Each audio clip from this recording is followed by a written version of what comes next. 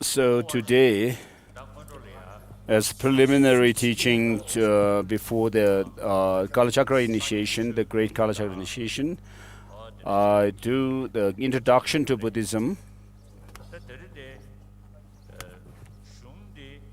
The texts that we are going to go through are Master Nagarjuna's Ratnavali, the precious garland, and Shrulekha, a letter to a friend.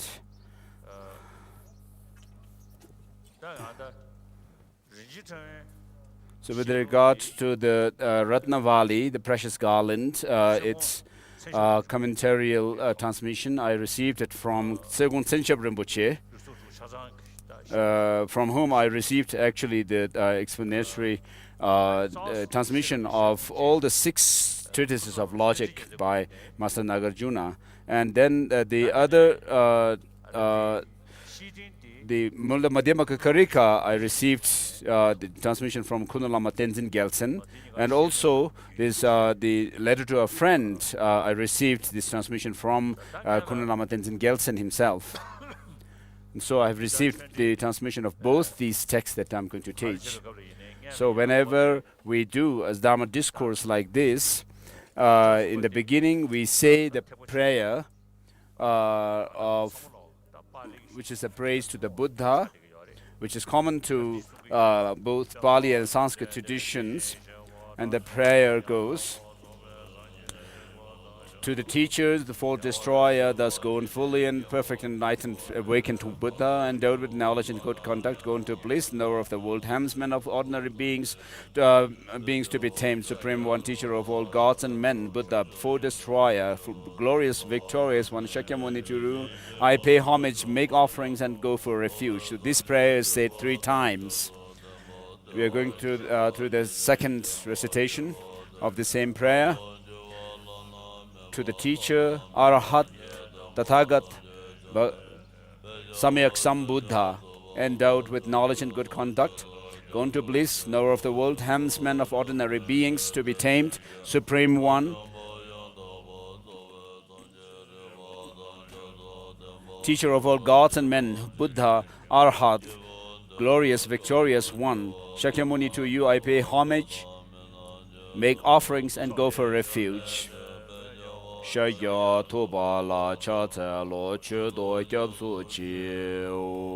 tune your radio into 89 for English.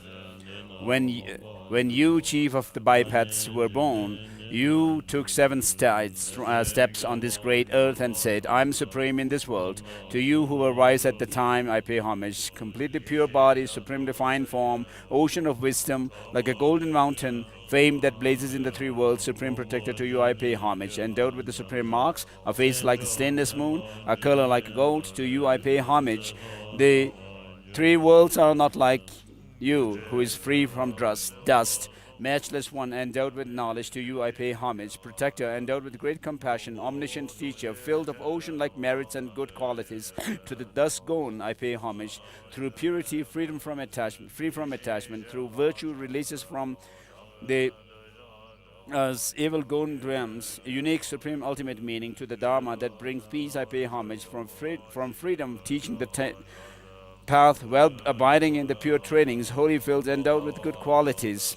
To the Sangha also I pay homage. Do not commit any unvirtuous actions, accumulate a wealth of virtue, subdue your mind thoroughly. This is the teaching of the Buddha. Like a star, a mirage, a lamp, illusion, drops of dew, bubbles, dreams, lightning and clouds. Look, see all conditioned phenomena as such. Due to this merit, having attained this state of all knowing, and thereby subduing the enemy of faults, may I liberate migrators from the ocean of existence, stirred by the waves of aging, sickness and death.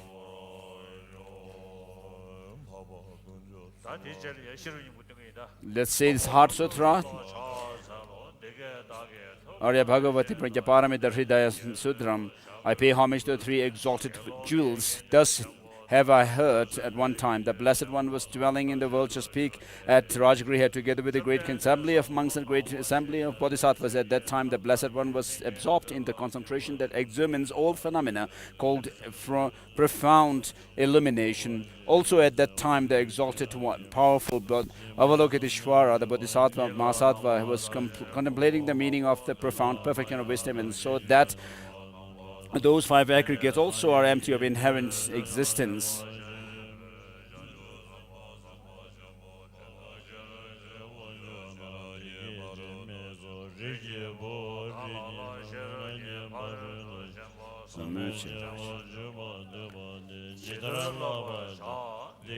Then through the power of the Buddha, the living Venerable Shariputra asked this to the exalted, powerful Avalokiteshvara, the Bodhisattva Mahasattva: how should a child of good lineage who wishes to engage in the profound examination of the perfection of wisdom train himself or herself? Thus he spoke, and the exalted, powerful Avalokiteshvara, the Bodhisattva Mahasattva, replied to the Venerable Shariputra, any son of the lineage or daughter of the lineage who wishes to engage in the profound analysis of the perfection of wisdom should look correctly like this. Look correctly at those five aggregates as also empty of inherent nature. Form is empty, and emptiness is form. Emptiness is not other than form. Form is also not other than emptiness. In the same way, feelings, discrimination, compositional factors, consciousness are empty. Shariputra, in that way, all phenomena are empty, without characteristic, unborn, unceasing, not stained, not separated, and from stains, and not decreasing, not filled, not fulfilled. Therefore, Shariputra, in emptiness there is no form, no feeling, no discrimination, no composition, no factor, no consciousness, no eye, no ear, no nose, no tongue, no body, no mind, no form, no sound, no smell, no taste, no object of touch, no phenomena. There is no I element up to, and no mental element, as well as no mental consciousness element. There is no ignorance, no cessation of ignorance up to, no cessation of old age and death. Similarly, there is no suffering, no cause, no origin, no cessation, no path, no wisdom, no attainment, no non-attainment. Therefore, Shariputra, because bodhisattvas have no attainments, they rely on and abide in the perfection of wisdom, and since their minds have no obscuration, they have no fear. Having well transcended all wrong views, they reach the sorrowless state. All the Buddhas, abiding in the three times by relying on the perfection of wisdom, have fully actualized the highest, perfect, complete, enlightened state. Therefore, the mantra of the perfection of wisdom, the great knowledge, the mantra of great knowledge, the unsurpassable mantra, the mantra equal to the unequaled, the mantra thoroughly pacifying all suffering, because it is not deceptive, it is known as the truth. Mantra of the perfection of wisdom is spoken. Shariputra, in that way, a bodhisattva mahasattva should practice a profound perfection of wisdom. Then the conqueror gone beyond, arose from that concentration and praised the exalted, powerful Avalokiteshvara, the bodhisattva mahasattva. Well done, well done, son of the lineage. It is like that. It is son of good lineage. It is exactly like that. Thus, the profound perfection of wisdom should be practiced just as you have explained, and all those thus gone have the will of rejoice when the conqueror gone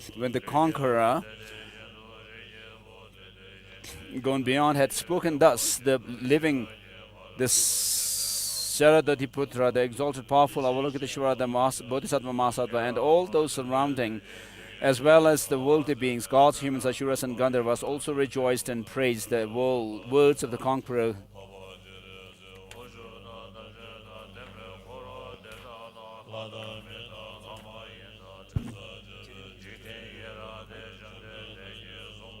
Hagi.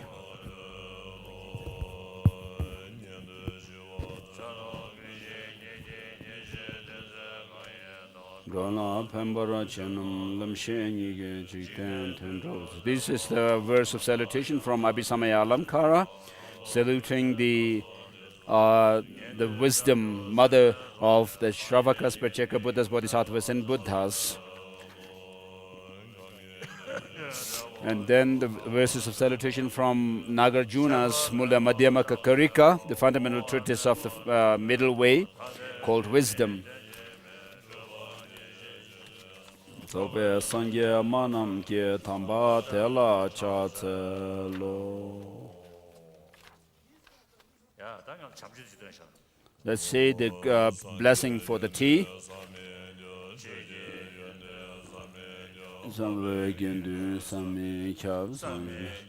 The qualities of Buddha is inconceivable, the qualities of Dharma is conceivable, the Sangha is conceivable, and making offering to these three inconceivable ones, we have inconceivable merit. And I offer this tea to you, the three inconceivable.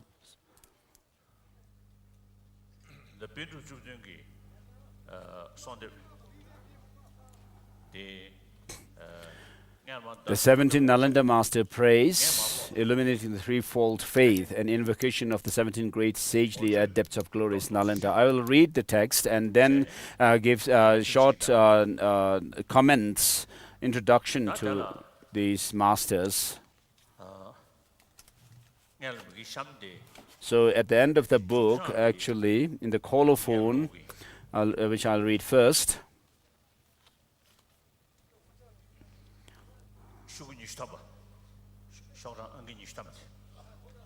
It's on page 20 if you have the book, the blue book in Tibetan, which has the prayers and the Kalachakra succession Guru Yoga.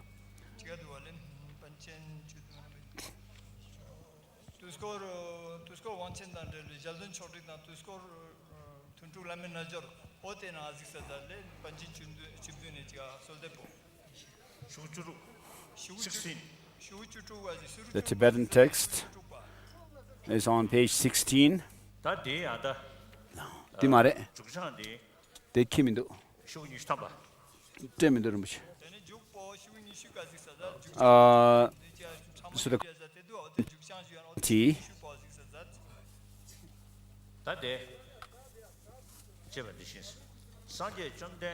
Concerning the teachings of the profound and the vast teachings given by the fully enlightened supramundane victor, the Buddha, the foremost sages of the holy land of India have, as mentioned above. So with regard to the Buddha himself, just as the sun makes the flower, the lotus bloom, the Buddha dispels the darkness of the ignorance of sentient beings with his teaching.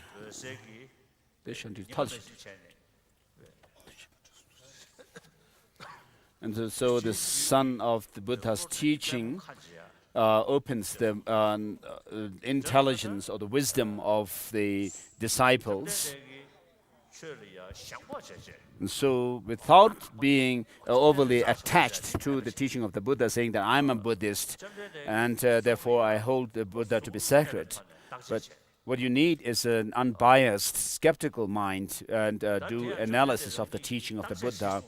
And the Buddha himself has said so. He said, "O monks and scholars, just as the gold is tested by rubbing, cutting, and burning, likewise you should examine my teaching and then accept it, not because you have devotion to me." And so the Buddha doesn't say that we should actually keep faith in him and accept whatever he has taught. And so what he has said is that the teaching that he has given must be analyzed through the four different principles or reasonings: the natural, the functionality, principle of functionality or functions, and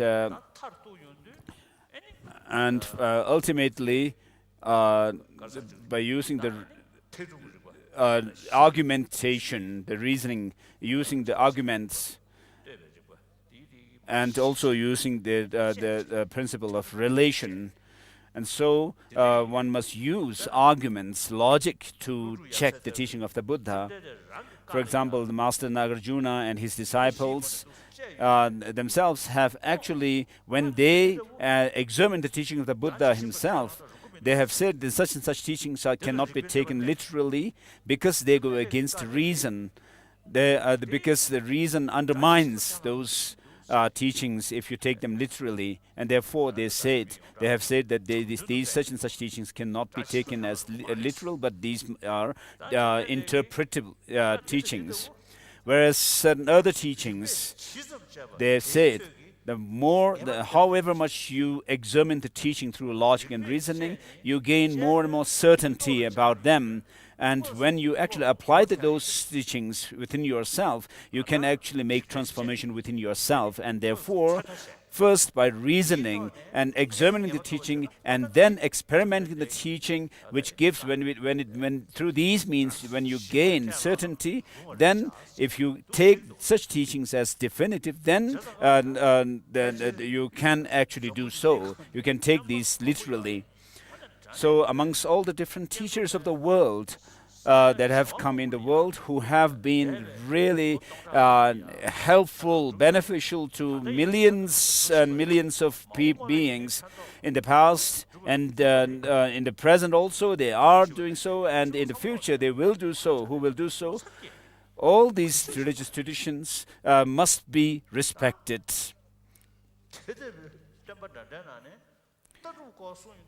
So amongst all these different founding teachers of the different religious traditions, the teaching of the Buddha is something which we must actually examine through logic and reasoning.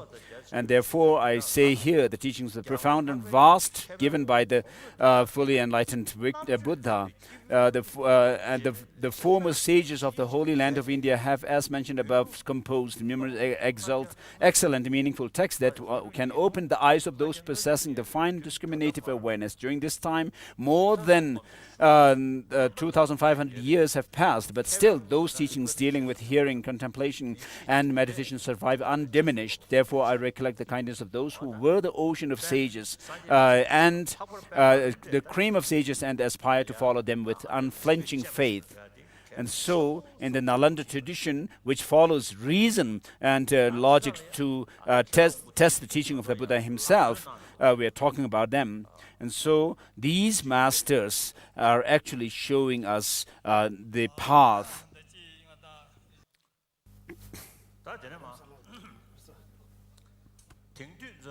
And then, at the present time, or today, when in the ordinary world there is great advancement in the fields of science and technology, but we are also distracted by the hustle and bustle of our busy lives. It is extremely important that those of us who follow the Buddha should have faith based on knowledge of his teaching. So today, in the world there is great advancement in science and technology, and also doing scientific investigation through tools and instruments is greatly advanced, and then people are able to come to conclusions about different things.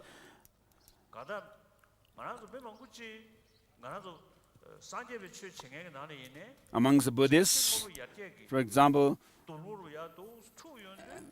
there are people who are carried away by the hustle and bustles of the modernity. Just as Milarepa has said, there are people who appear to be religious but are not. So why this happens is because of the lack of knowledge of the view, conduct, and meditation. And if you have the understanding of the view, conduct, and the meditation of the Buddha's teaching, then you will not admire all these attractive things that are around you, which cause you distraction. And therefore, many of us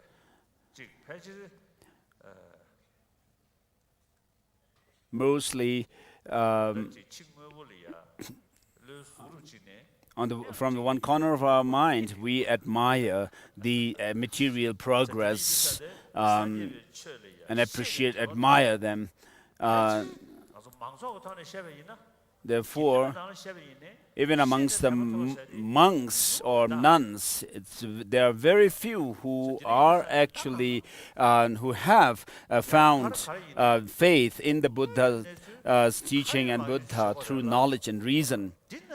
So, of course, when it comes to our day-to-day life, we are talking about being practical. And similarly, it is the case with the teaching of the Buddha. So even if you may talk about being practical, but if you are not really being practical yourself, then you are actually deceiving other people and yourself. And therefore, it is very important to have the knowledge and based on reason to have faith in the Buddha. So in order for that to happen, therefore, we should examine the reasons for it with an unbiased and unbiased. In the 400 verses of Aryadeva, it says a student must be unbiased, intelligent, and someone who is an aspirant of the path. If you are not unbiased, if you are not impartial, then you would have attachment to your teachings, and you will actually hate or reject the other teachings of the other traditions, and you will not show respect. So you will not be able to see even the good qualities in those other traditions as well. And therefore, it is important to be unbiased and inquisitive mind or skeptical mind. So when you want to do some analysis or investigation into teaching, you have to be skeptical. Without that, you will not check the teaching. And therefore, you must be skeptical and not just take for granted. And so we are talking about in the mental processes, we talk about the diluted doubt. But that kind of doubt that is taught in the mental factors is diluted. But here, the skeptical mind is not that kind of mind. And then analyzing them closely. If we are to develop a faith supported by an understanding of the reasons, so when you see that certain teachings are without any contradiction, with reason, that they can stand up to the test of reason, then you will be able to see that the unique teaching of the Buddha. And so the Buddha's teaching is based on the Four Noble Truths. The Buddha taught the Four Noble Truths, and so you see the noble truth of suffering, and its cause is the origin of suffering, which is the fundamental, the ignorance, and which sees things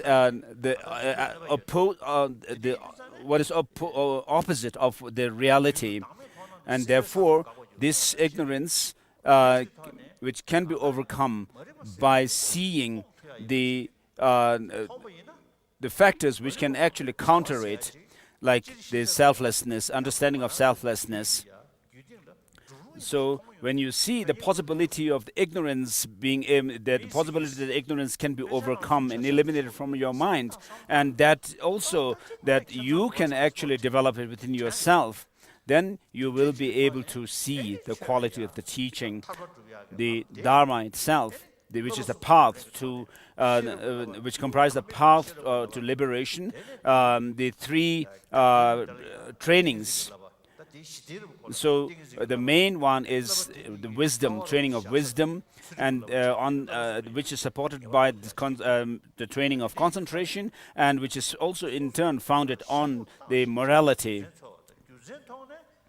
And these excellent texts concerning the profound and vast teachings by such renowned masters among the 6 ornaments and 2 supremes, as Buddha Palita and Aryadeva, Arya Vimuktisena are indispensable. With this in mind, I have had a new Thanga composed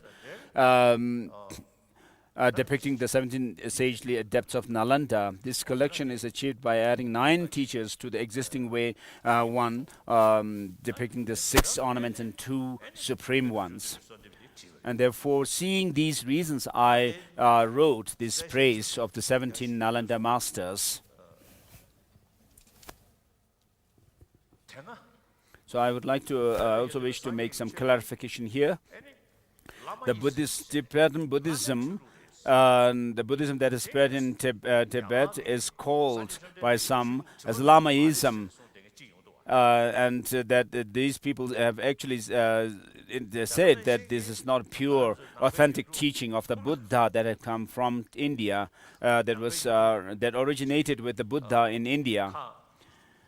And then, in many of the Buddhist countries, the Buddhism of Tibet, because of its prevalence, because of the prevalence of Tantra in Tantra,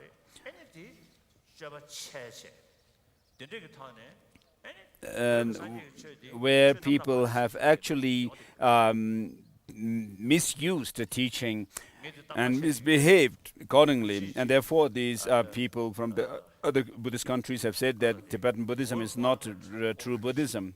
In one of the World Parliament of Religions, convened in Melbourne, perhaps, I was there at this conference. There were two Burmese monks, very good monks, and they wanted to see me. And so when I saw them, they told me that we have a big difference. Although we are, of course, in general, we are the same follower of the same teacher. And so I immediately got the impression that they were thinking that we, the Tibetans, do not have the Vinaya practice, the monastic discipline, but only they were thinking of the tantric practice. So I said, our practice is founded on the Vinaya practice. We are following the Mula Sarvastivada tradition, I told them, which was established in Tibet by Chandra, the Upadhyaya of the monastic ordination in Tibet. And this particular tradition of Vinaya came down from Buddha to the Rahul, the son of the Buddha, and then it came down to Nagarjuna, and then Master Chandrakshita also followed the same lineage, and so he established it in Tibet. And so we are following this Mula Sarvastivada tradition of Vinaya. And then in the 11th century, George Dipankara Shrijana, George Adisha, came to Tibet, and he was following the Mahasangika tradition of Vinaya. And there were some Tibetans who requested him to give the ordination. And Adisha told them that the Mahasangika Vinaya lineage is more lenient compared to the Mula Sarvastivada tradition. And so when Adisha came to Tibet, the Mula Sarvastivada lineage was already established in Tibet, and therefore Adisha said he will not spread his lineage of Mahasangika Vinaya lineage. And therefore, the Pratimoksha that we follow is in Sanskrit. For the Pratimoksha of the Mula Sarvastivada tradition that we follow was in Sanskrit.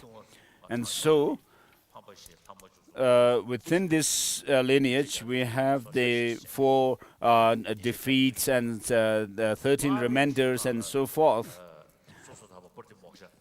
In the Pali tradition, the 4 defeats, 13 remainders, and then misdeeds. Regarding the misdeeds, the second, there are 71 or something in the Pali tradition,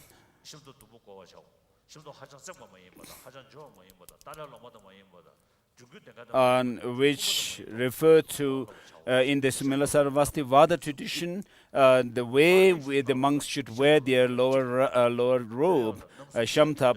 There are 7 different features mentioned, whereas in the Pali tradition, it just says the lower garment, the skirt should be worn properly. There's only one precept mentioned, so it's not major difference. And so I actually related these to the 2 Burmese monks and telling them that we have these practice of the Vinaya, and they were quite taken aback and asked me, "Oh, do you also have such practice?" And so they already had this impression that Tibetan Buddhists do not have this kind of practice of Vinaya, the monastic celibacy practice. And so that the Buddhism in Tibet is not an authentic Buddhism. They have such an impression. And then with regard to Mahayana, when we use the term Mahayana, it also causes some disturbance or discomfort in the in those people of those countries. So we should not leave these just in name, Mahayana or whatever term we use. Of course, when we use terms, there is also a conception, a conceptual thought that follows it as well. And so what is actually a Buddhist, Mahayana Buddhism? So masters like Nagarjuna and his disciples were the main upholders of the Mahayana tradition, of the Nalanda tradition. If you read these texts written by these masters, you will know what Mahayana Buddhism that spread in Nalanda was like. So it is a teaching where there is a practice, external practice of the Vinaya, and then internally there is the Mahayana Bodhisattva practice, and then secretly there is the Tantric practice. So we study, when we study philosophy, we study the philosophical assertions of views of some Vaibhashikas, and then when we study logic and reasoning like Pramanavartika, we study the philosophical views of Sutrantika philosophical tradition, and then we also study the Chittamatra tradition of philosophical view, and also the Madhyamaka view. So all these four different tenet systems are studied in our monastic institutions, and therefore the Buddhism spread in Tibet. Of course, we make this distinction between the greater and smaller vehicle on the basis of the practitioner's level of broadness of the mind. And then we also study the four different philosophical schools. And if you study these texts, you will know what Tibetan Buddhism is about. Otherwise, someone who is not so well learned, and when they write something and then people read them, they think, they give the impression to the people that Tibetan Buddhism is Lamaism, and that it is mixed with the non-Buddhist Tantra. And therefore, it is very important for us to study the text. The text here, of course, we have the life stories of the great masters, but the most important text that we need to study to really be able to make distinction between what is the teaching of the Buddha, to be able to establish them through reason and so forth, we must study these classic texts written by the masters of Nalanda. And then when you understand that this Buddhism that we have has come through this authentic lineage of the Nalanda tradition, and then amongst ourselves, the Tibetans, we talk about being Nyingmapas or Sakyapas or Kagyupa or Chonangpas or Gelugpas and so forth. And in the past, there were people who have said that, if you are a Gelugpa and you cannot keep a Nyingma text in your house. And then there are some Nyingma practitioners who say that, these texts that belong to the Gelug school, they actually smell of the new tradition. And then the Gelugpas also have said that the Nyingma texts smell of something, there's a foul smell of being an old and so forth. So whichever Tibetan Buddhist tradition you are following, the Nyingma, Sakya, Gelug, Chonang, we all study the same texts that have come down to us from the Nalanda tradition, in the Nalanda tradition. Even in the Burnwood monasteries, they study the Uma text, the Madhyamaka text, and the logic and epistemological texts as well. And so, all of these texts written by the Nalanda Masters are what we all study. And then, particularly in the Nyingma text tradition, they study the 13 classic texts. We have the annotations to these 13 different texts by Khenpo Shenga. And so, when we say that we are not following the authentic Nalanda tradition, then all the Tibetan Buddhist traditions are become one. Of course, when it comes to tantric practice, when in the Sakya tradition we have differences. Of course, Sakyapas follow the path and the result system, and then the Kagyupas practice Chakra Samvara, their female and male circles of teachings, and then in the Nyingma tradition, regarding the Nyingma tradition, then we have the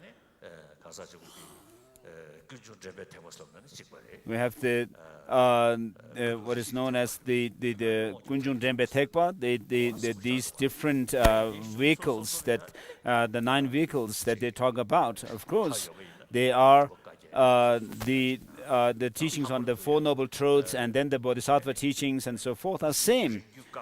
And then in the Nyingma teaching, we talk about the distant lineage of God, the words of the Buddha, and then the near close lineage of the Dharmas, or the revealed treasure teachings. And so the different Tertuns have revealed different teachings, such as the teaching circles from the Nyang and so forth. So all in since all these different traditions go back to the Master Guru Padmasambhava, so Guru Rinpoche is related more with the Dharma teachings, and then the Master Chandarakshita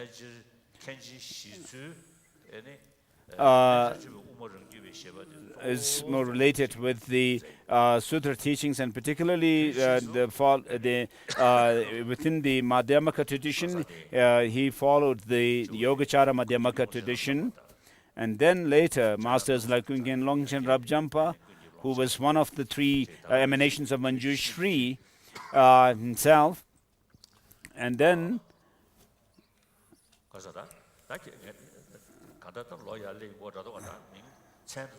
so because of age, perhaps, I'm not able to remember all the names of these masters.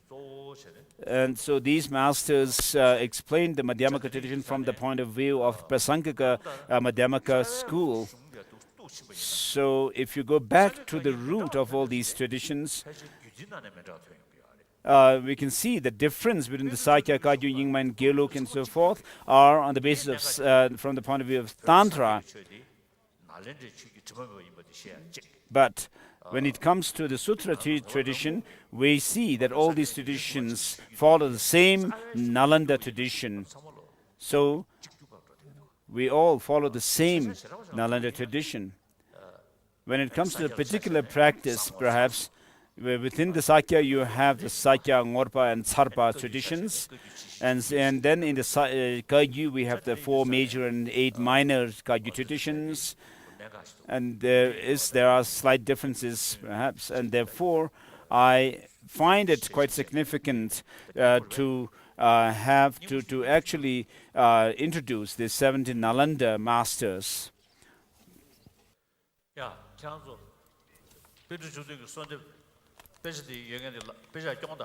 So if you have this book in Tibetan, please raise your hands. If you have the praise of the 17 Nalanda Masters, please raise your hands. So please read through.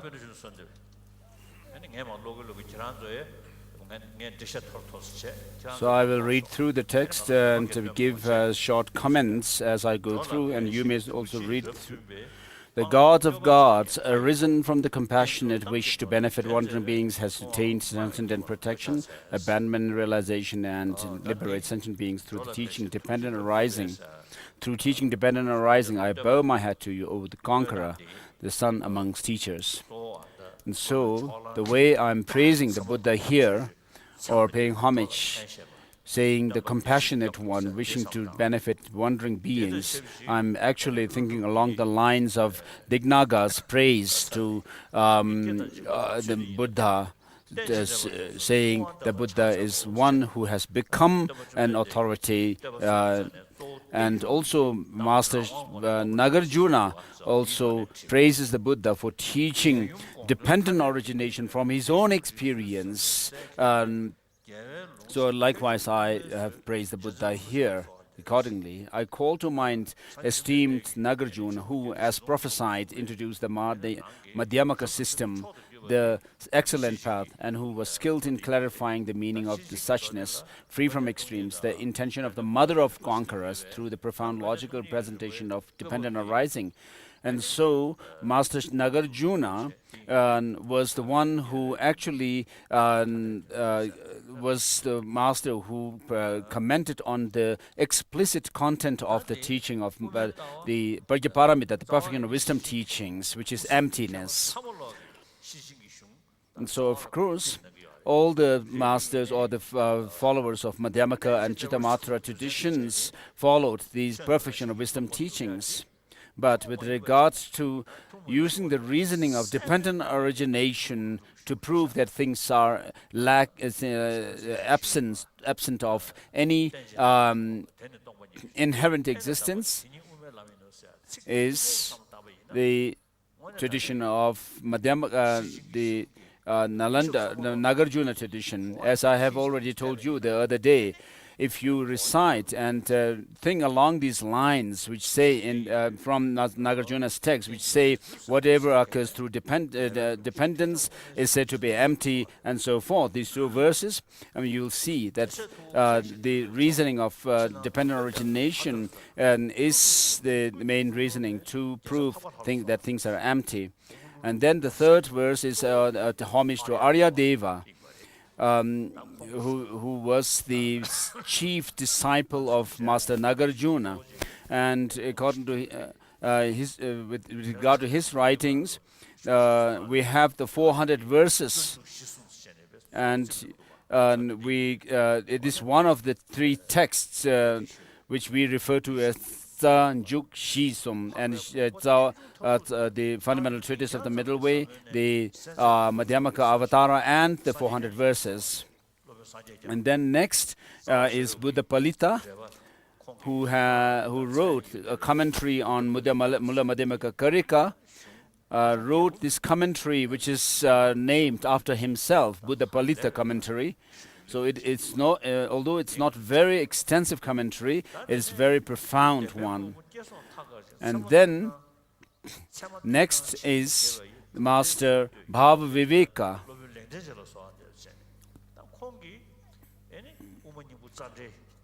So he wrote the Madhyamaka, the essence or the heart of Madhyamaka and its commentary.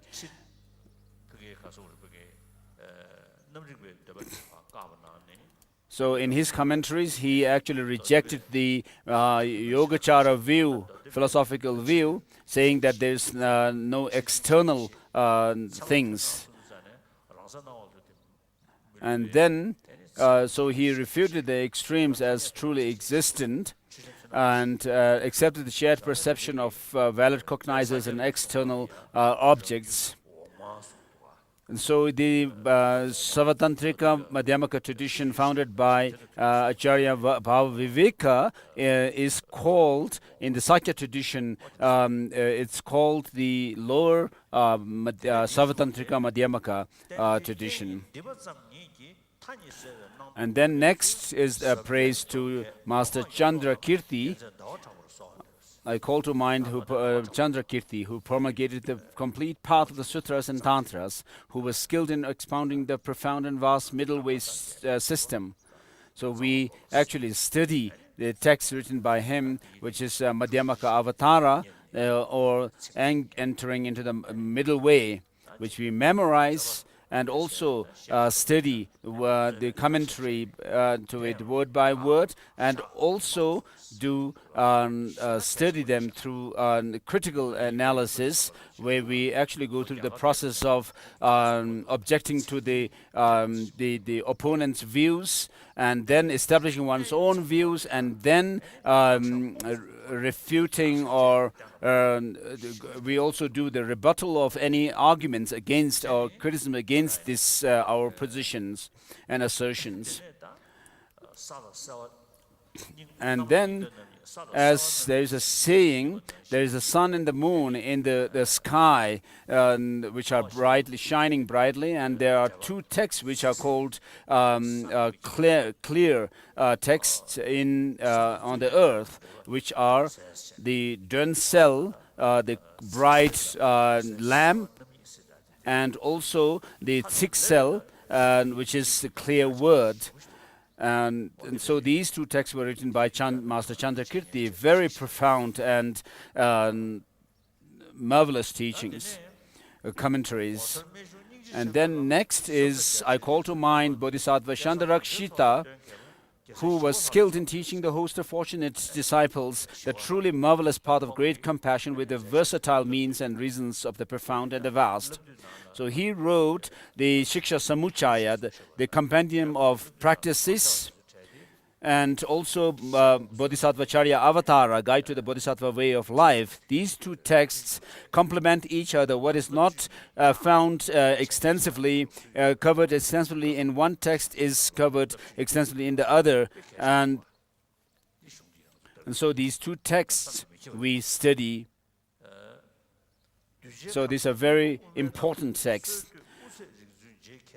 I call to mind the great Abbot Chandarakshita, who introduced the middle way to suit the disciples' mental disposition, was well versed in expounding the rationale of the middle way and the valid cognition, and disseminated the teaching of the conqueror in the land of snows. So for those who might be at risk of falling into some wrong views about the teaching of the Buddha, where he taught what he taught in the Prajnaparamita teachings, if they take it explicitly, that explicit content. And so Chandarakshita rejected that the mind or consciousness is devoid of any true existence, and while he also followed the Chittamatra, the view of saying that there is no external phenomena as well. And so he was one of the top scholars of Nalanda monastic institution at that time, and he was very old by the time he came to Tibet. And so the Tibetan king Tizong Detsen invited him to Tibet, and thinking that it would be very beneficial for the spread of the Dharma in the land of snow, Chandarakshita accepted the invitation and came to Tibet, and he actually established the teachings of study of the scriptures, and then he also established the translation bureau in the Samye monastery, and then also he established the monastic the department, where he gave the monastic ordination according to the Mula Sarvastivada tradition, and then also in the Samya monastery, the meditation department was established, where there were Chinese monks doing single-pointed concentration practice, and they were focused on cultivating single-pointed concentration. And then the fourth department of the tantric practitioners was also established, which could not have been done without the help of Guru Padma Sambhava. And so it would have been very difficult for Master Chandarakshita and the Tibetan king to establish Buddhism firmly on the soil of Tibet without the help of Guru Padma Sambhava. And therefore, Guru Padma Sambhava, the Tibetan king Trisong Detsen and some ministers and other people in the inner circle, and to them the Master Guru Padma Sambhava gave the tantric teachings secretly, and then this tantric department, the practitioners of tantric department was established. And so Chandarakshita worked mainly to establish the Dharma, and then Guru Padma Sambhava supported the establishment of Buddhism on the Tibetan soil. And therefore, these three personalities, the king, Trisong Detsen, Guru Padma Sambhava, and the Master Chandarakshita are referred to by the Tibetans as Ken Lop Chö Sum. And then at the advice of Chandarakshita, Master Kamalashila also was invited to Tibet. I call to mind esteemed Kamalashila, who thoroughly explained how to meditate systematically in the middle way thought, free from extremes, and the union of meditative quiescence and special insight according to sutras and tantras, and flawlessly clarified the conqueror's doctrine in the land of snows. And so he wrote, Kamalashila wrote Chandarakshita himself wrote the Madhyamaka Alamkara, the ornament of the middle way, and also one of his main texts is on logic and epistemology is the Tattva Samgraha.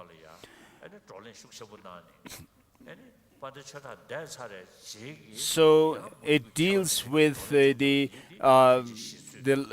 different philosophical traditions and tradition of epistemology and logic that evolved after after Master Dharma Kirti had arguments and debates with the non-Buddhist practitioners. And Chandarakshita's text covers those which evolved later. And with regards to Kamalashila, he wrote a commentary to Tattva Samgraha by his master Chandarakshita, which in Tibetan translation we have 2 volumes. And then some of the Hoshangs, the Chinese monks who were practicing the concentration in Tibet in those days, have said at some point that study and reflection of on the teachings of the Buddha is not necessary. Mere concentration, single-pointed meditation is important, and we have to focus on that. And so this tradition is still there in China and also in Japan. And recently, when I was in Japan, one of the practitioners, I was asked by a Japanese practitioner, is it necessary to really study and to become a Buddha? Is it not sufficient just meditation? Is not meditation sufficient for one to become enlightened?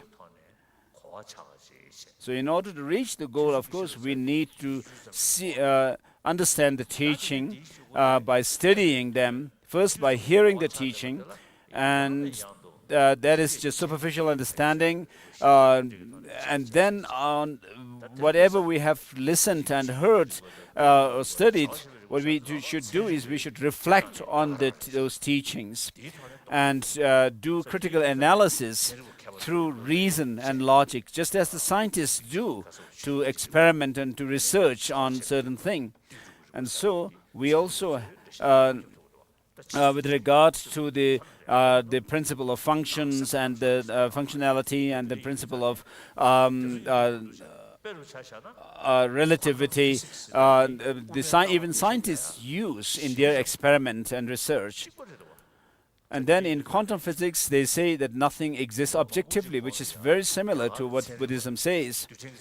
And so many years ago, I met an Indian physicist, quantum physicist, Raja Ramanna, and he told me that this quantum physics is something new in the West in modern times. This concept is quite new, but in India, this concept had already existed since 2000 years ago. So these principles of functionality, relativity, and so forth are very useful to do analysis into the teaching of the Buddha. And so Kamalashila, after being invited to Tibet, one of his main tasks was to actually debate with those Chinese practitioners in the Samye monastery who say that meditation alone is sufficient for enlightenment. And therefore, he wrote, at the request of the Tibetan king, the stages of meditation, book 1, 2, and 3. So I received this transmission of this text from the Indian, from the Sakya abbot, Sangye Tenzin. He received this teaching in Samye monastery from Kham, Dzogchen master from the Kham, who was giving teaching in Samye, sitting on a throne which was said to be the throne from where Chandrakshita actually gave teachings. And so he didn't know the name of that Khampa Lama, but he received this transmission, and since he had received this transmission, I thought that it is indispensable for me to receive this transmission of the stages of meditation from him. So I received it.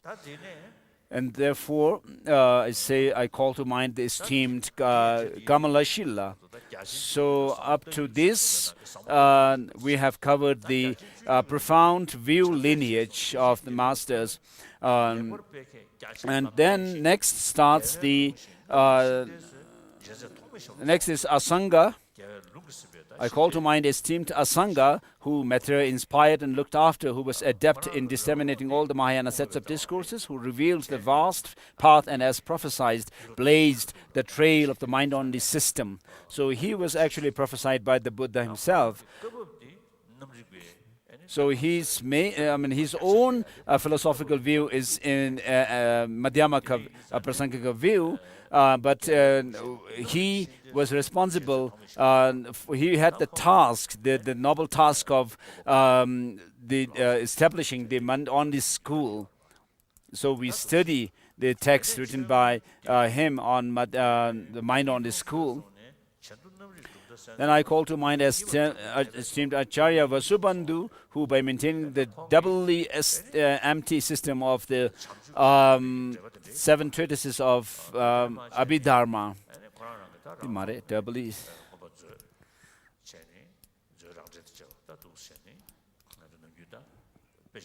clarified the philosophical theories of Vaibhashikas, Sautantikas, and Vijnanavadas, the foremost sage renowned as the second omniscient one.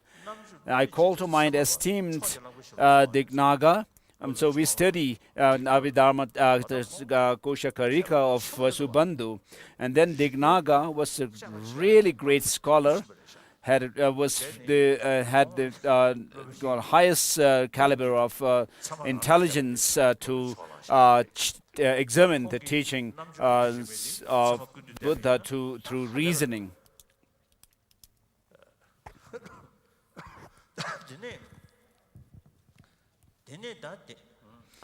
So he wrote the Pramana Samuchaya, the compendium of valid cognition or knowledge.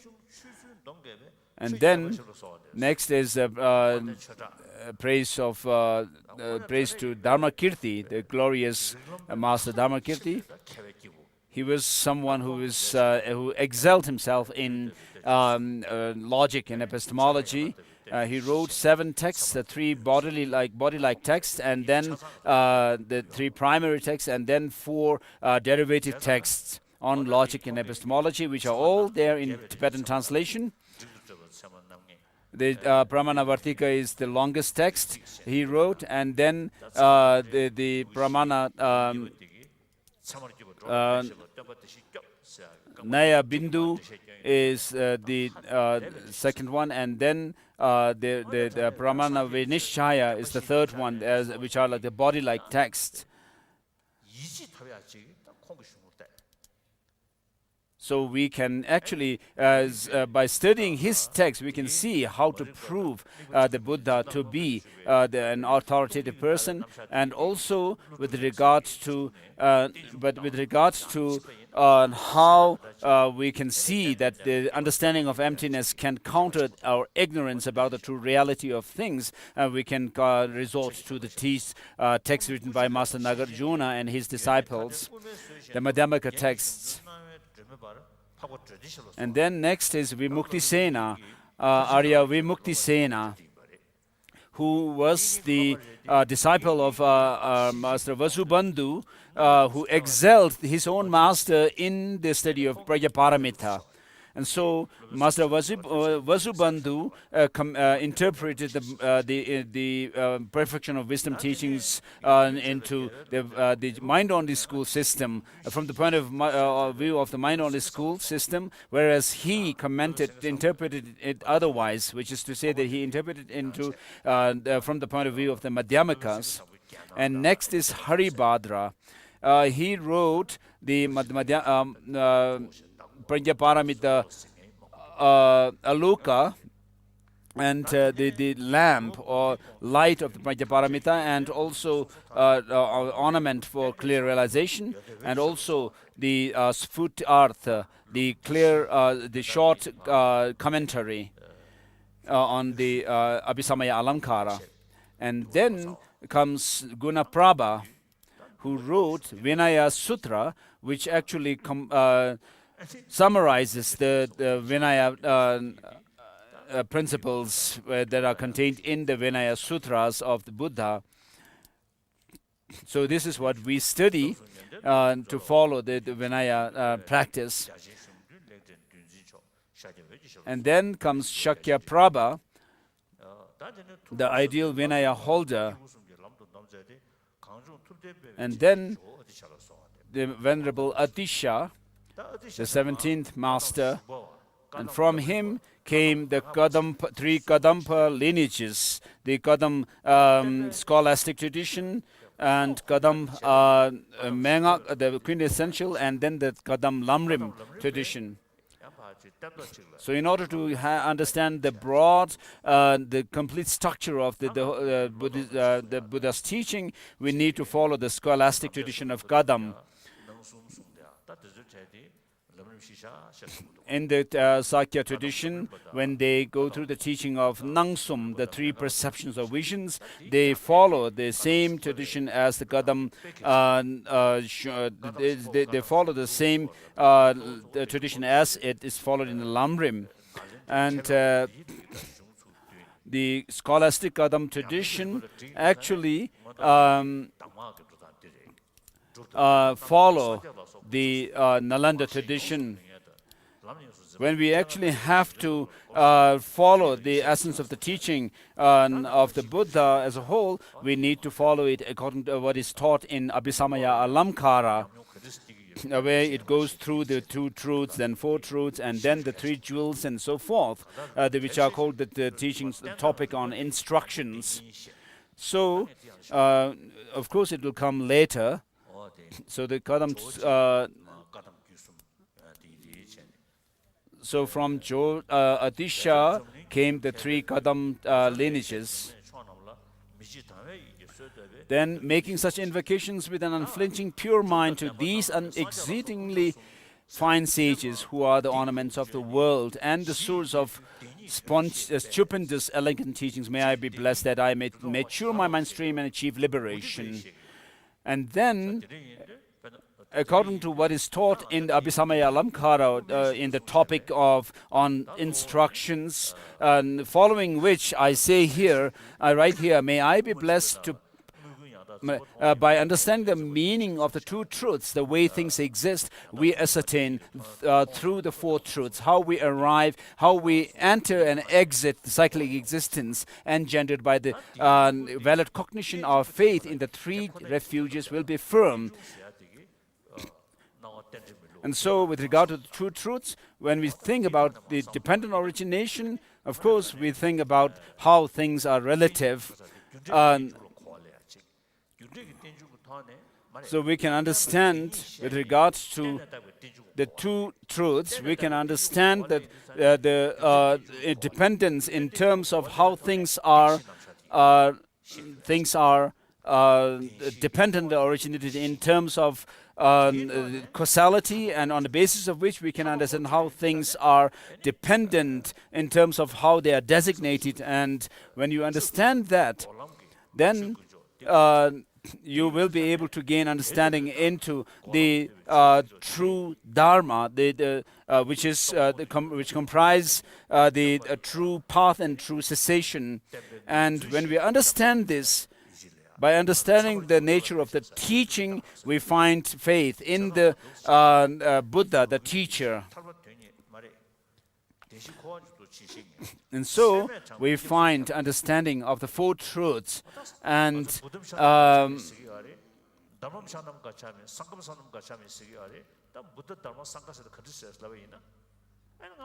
our faith in the three refuges engendered by valid cognition will be firm.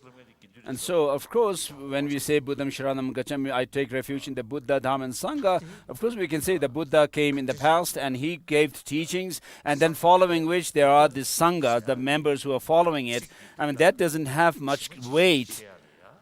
So in order to understand what Buddhahood means, we have to understand what are those negative factors that are eliminated, to overcome, and what are the realizations the Buddha attains. And so we also need to understand the Buddha became an enlightened one by overcoming all these negativities, and that in turn happened because of his compassion towards sentient beings, and therefore compelled by by compassion, he became enlightened.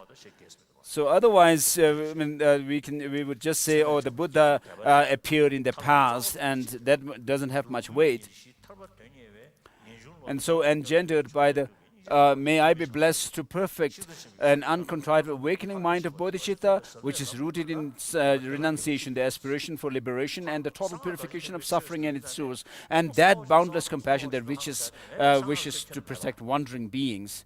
So in any tantric practice, we come across this mantra, Swabhava mantra. These two mantras actually, Swabhava Shuddha Savadharma Swabhava Shuddhaham, and Shunyata Jnana Swabhava Shuddhaham. So without understanding emptiness, which are actually referred by these mantras, we will not be able to understand what the emptiness means. And with the understanding of emptiness, without understanding emptiness, you will not have the taste of the real teaching of the Buddha. And therefore, so with the understanding of it, then you will have the taste of the Buddha's teaching. So without understanding emptiness, how will you actually do tantric practice? The basic thing is, in tantric practice, you have to arise into a deity, visualize yourself arising into a deity through the meditation on emptiness. So there's no other way than that. So as I have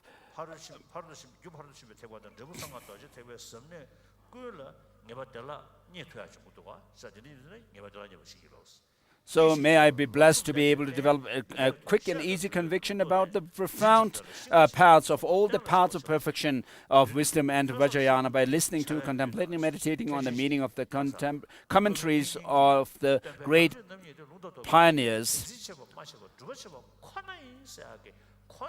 So Master Vasubandhu has said that to preserve and promote the teaching, the scriptural teachings, and the realizations of the teachings, we need to engage in study and practice. These are the only means by which we can preserve the teaching of the Buddha through study and practice. May I, in life after life, obtain the good basis of human life, possessing the three precepts, and contribute to the doctrine as the great pioneers did, with respect to upholding and propagating the words and insights of the teaching through an explanation and practice.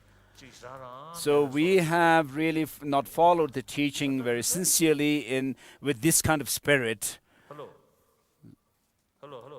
for understanding and the study and meditation of the teaching of the Buddha.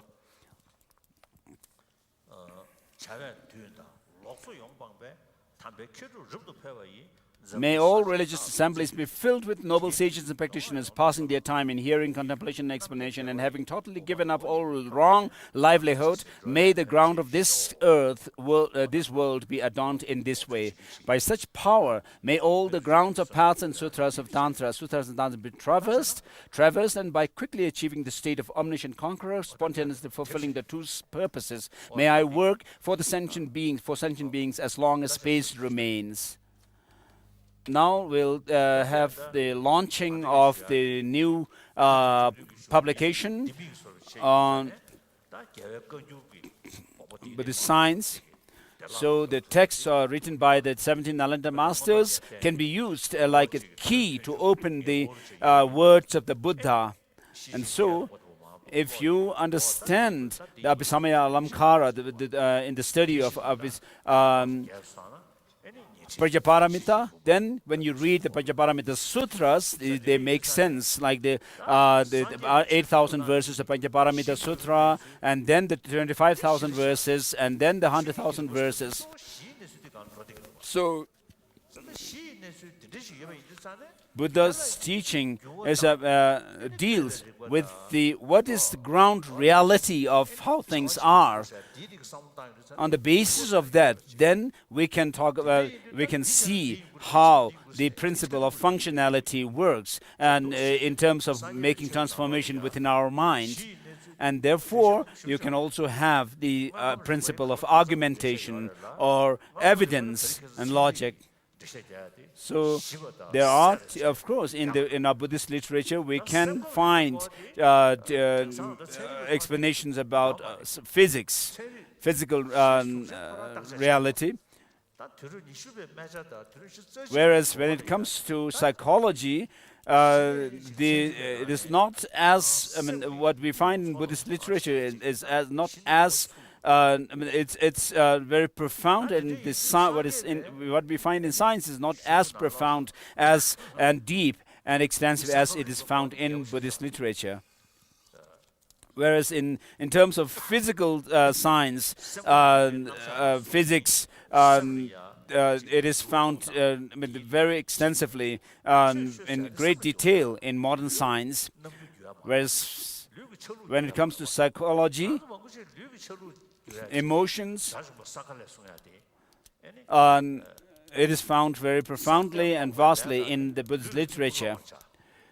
The Arahat Sagalha has said that a monastic should focus on study and reflection, meditation, and should not just be content with wearing the robes of monastics. And so he says that through meditation and study, one should make transformation within. Make this life a meaningful one, and monastics should not just be satisfied with the robes. And so, within the teaching of the Buddha, there is an aspect which is about particularly the science of mind, psychology, which is very profound. So far, these teachings have rested on the altar. So since many years, I have always thought that how good it would be if we could actually extract those teachings on Buddhist science and psychology that are contained in these scriptures. So with regards to how to present these teachings, we have dealt with the ontological status of things. And then there is the subjective mind, which perceives these objects. How, when a mind perceives an object, how these distorted views and conceptions arise in us, and then from our own experience, how through logic we can actually prove that they are wrong, and then using inferential cognition, we can come to conclusion through inference, and then turning that into our own direct experience, and so seeing these making a transformation change within ourselves. Now, the method for seeing or perceiving these phenomena, of course, we have the consequential logic, reductio ad absurdum kind of logic, which are found in the texts written by Dignaga and Dharma Kirti and so forth. So they also use logic and reasoning So according to Buddhism, it is very important to overcome our wrong views, whether they are reified views or nihilistic views. And therefore, with the help of these geishis, some of these geishis who worked for many years and also consulted and had discussions with many scholars, and they compiled this book on Buddhist science,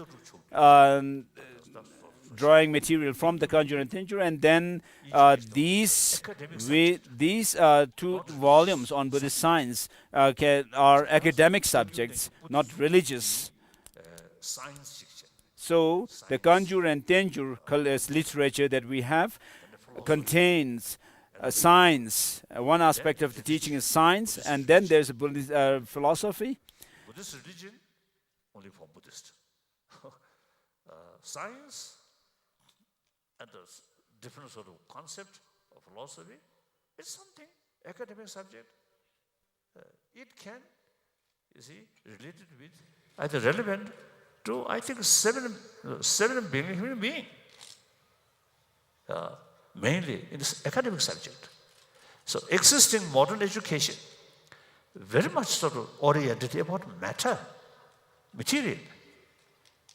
So now many educationists now begin to feel existing education system is not adequate to build happy individual, happy family, happy society, happy humanity. So ancient Indian psychology is, I think, very, very relevant to today's world. So, I think we, as a chela of Indian Guru, so we kept this knowledge intact. Guruji themselves now much neglected. so therefore, now we. As a sort of appreciation to our ancient Indian Guru, all these 17 great masters. So now we compiled, you see, about psychology. We compiled this book. So I'm very, very happy. Now, last few years, our attempt now materialize. So I want to thank all our scholars. You really made immense sort of effort. So His Holiness is saying what he said in English, in Tibetan.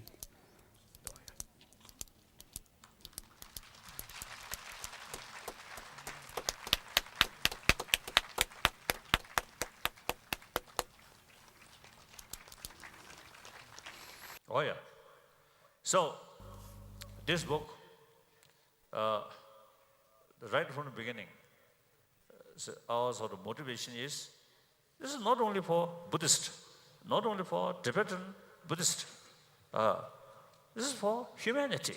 So therefore, we already started English translation, Hindi translation, Chinese translation, then Korean translation, Mongolian translation, Russian translation, then Vietnamese translation or Japanese translation. Eventually, you see, some sort of group of people already sort of committed for translation, like that. So, our foreign friends eventually, of course, Spanish translation also will come. Portuguese translation, I don't know. This moment, I didn't find, you see. And anyway, Spanish translation is quite okay. Like that. And then, of course, eventually German translation, French translation will come. Italian translation will come. So, so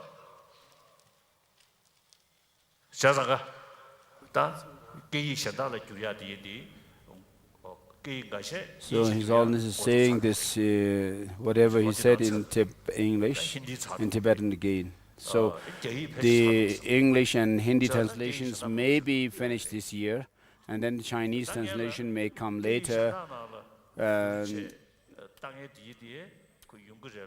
People speaking other languages, of course, may be able to study, but first we, whose language is Tibetan, must study this text.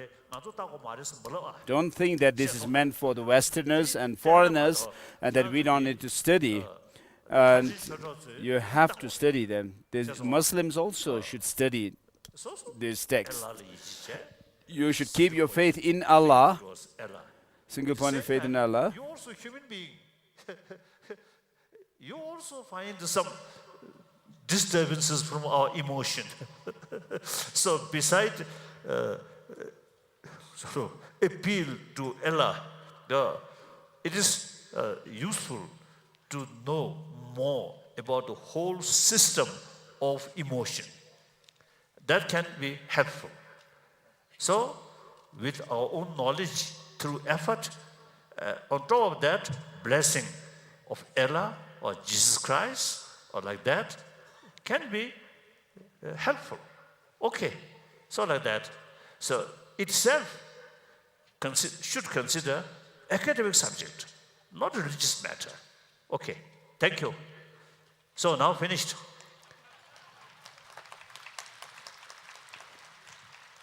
Thank you. See you tomorrow. In the afternoon, I have to come to the preparatory ritual for the cult initiations. So we'll start tomorrow at 8 o'clock.